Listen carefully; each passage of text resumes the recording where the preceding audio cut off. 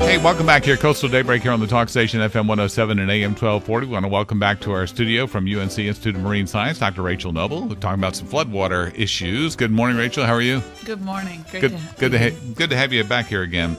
It's certainly timely. We're talking about floodwaters in Houston. I know you guys, even from here in eastern North Carolina, study all these things. What kind of word are you getting out of Houston now? That I know when we talked to Dr. Ludick about it, with the bayou system in Houston, very interesting that a lot of people did not know about it until this came along. Probably even people who live there didn't know about it. It's very interesting. I think that there'll be some long-term consequences, and by long-term, I mean obviously now we're several weeks past, but I mean months and years that allow us to have further understanding of really what some of these events mean to what we call in the science world an acute change, but it's kind of a quick event that actually happens, but then it tends to cause a reset in the system that's simply somewhere away from normal. And it takes time. Even if you understand what normal is from an oceanography side or from a floodwater side, normal might be seeing water recede back to where you can't see it above land anymore in a particular area where that was a soccer playing field previously. But there's the same kind of return to normal that happens on an array of different levels from the infrastructure side and also from the contaminant side that takes quite some time, and people can continue to be exposed to high levels of both chemical and microbial contaminants during that process. Right. It doesn't end just because the floodwaters have receded. I mean, and we think about hurricanes as being coastal events, but you look at three of the major floods around from Floyd, Matthew, and in Houston. Very, very inland events taking place, and I would imagine it's a different kind of understanding of the microbial effect in those areas. Absolutely, and inland in areas that are prone to, wide, shallow coastal plain effects. So not areas like the Rockies of Colorado, yes, that's right, where basically the input of fresh water coming from the sky, and then any kind of process of any storm surge. At that point, storm surge basically acts to just kind of come up and hold those floodwaters back. And we see the same thing actually in the towns around eastern North Carolina. We see that during high tide in several locations, particularly from some of our recent stormwater work, there's a complete amount of stormwater that's held onto the streets.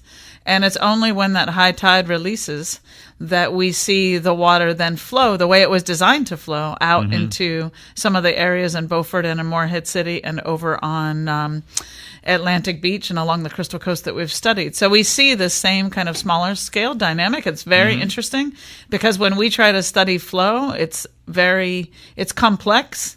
You never, as a person studying flow, expect you're going to have to account for all of the tide, all of the high tide, the neap tide, the spring tide, and all of these kind of components that are playing together. But now with this extra tidal influence, we're actually seeing a holding back of floodwaters, and that creates standing water and water that people can drive through, and that becomes very dangerous for kids and for adults alike from a variety of different perspectives. Well, you look at you think about how complicated it is to discover water flow. Anybody who's tried to find a leak in a roof, knows that where the water is coming through isn't necessarily where it starts. It's usually somewhere else entirely. And so we have often when we talk about flooded streets around here, we mention on the air the usual suspects, the places that have been known to flood.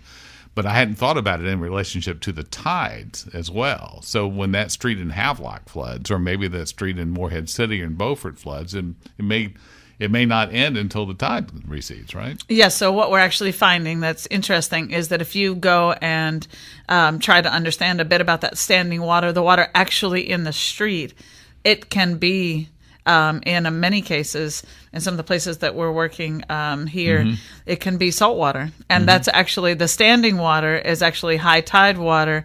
And the amount of flood/fresh water that came into the system might be relatively small, but now you've got a mixture. And anyone who knows anything knows that that's not good for cars. Right. It's not good for sewage pipes and infrastructure. It's Even not good roadways. for stormwater pipes. Anything that is was originally designed of some of these materials like terracotta or clay that are used to transport basically our waste to places where we don't see them anymore, to the receiving waters, they're going to actually begin to fall apart whenever they become exposed to that salt water. Certainly, over and over Beaufort again. has dealt with that. A lot of systems there. Yeah. Now, but when you relate that to something like Matthew, for example, in Lumberton area and things like that, or in Houston, where they had these bayou systems that were collecting water and they had to release water down, you're looking at here. You may be looking at usual suspects, perhaps in terms of microbial interaction. I would think in those inland areas it may be different. It is different in multiple ways, but I'm not quite sure that we fully understand how those factors cancel out. So in the bayou kind of systems, you can expect a lot more of tannins and dark water. And if you have sewage contamination that leaks into tannic water, like the water in the upper waters of the Neuse, maybe people have driven over the Neuse River estuary and the upper reaches, and they've seen how kind of dark it almost looks like tea. Oh, yeah. In that case, actually, whenever the dangerous microbes come into those systems, they get protected from the sun and they don't degrade as quickly as they would have. So they remain dangerous to humans for longer because of those chemical compounds that are found in that kind of water. But at the same time, there's also a lot more kind of microbial active. The bayous are very productive systems. So you would expect that whenever contamination of some sort comes into the system, whether it's industrial chemical contamination or whether it's microbial contamination, that it's essentially sinking down to the bottom and potentially even being consumed by other organisms. Now, if those other organisms are things we eat in the form of seafood, Right.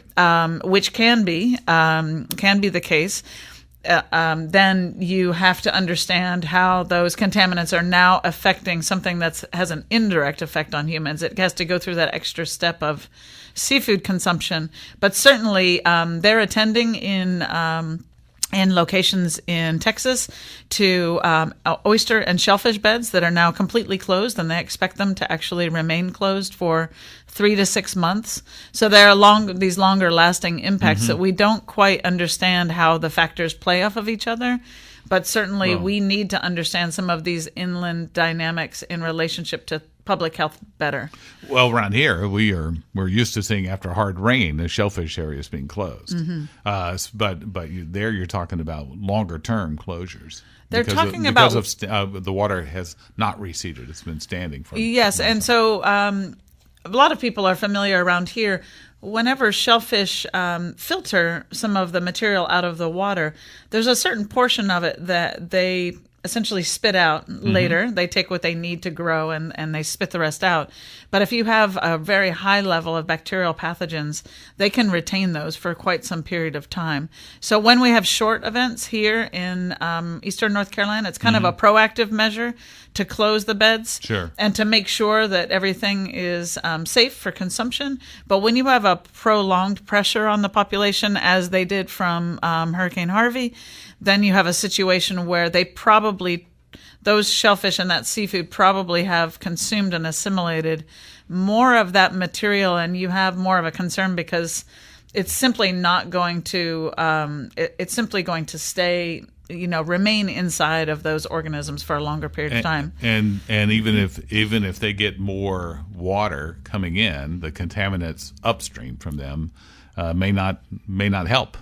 Right? Absolutely. I mean, they may still be overwhelmed. Yeah. Those are things that I would argue that we actually don't have a very strong understanding of.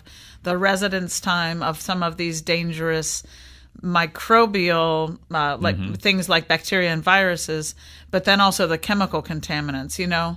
Some people are even finding plastics in shellfish that have been exposed to some of these contaminated waters. And it probably isn't going to hurt you greatly to consume some small, pieces of maybe even non-visible plastics in your seafood. But at the same time, if that's something that you consume at a Frequently, high level yeah. frequently, then maybe that has some sort of a long-term impact. So I think that there's a whole range of longer-term impacts that we don't understand very well.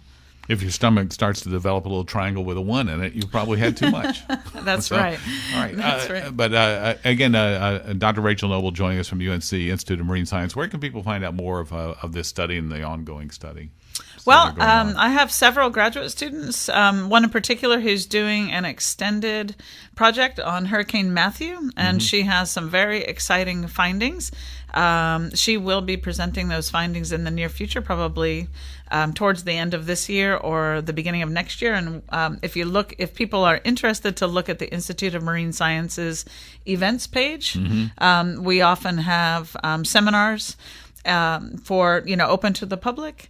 And then in addition to that, we're working on an array of different projects related to shellfish and stormwater. If people continue to keep tabs on local media sources and look back here and there at the Institute webpage. We always put the links up on our site too. So whenever we have a guest on from UNC Institute of Marine Science, we always have the link there, and you can hold on to that and retain that link, and then keep referring to it from time to time. Rachel, good to see you again. Thank you so much. Dr. Rachel Noble with us here from the UNC Institute of Marine Science, and we'll have more to come in a moment.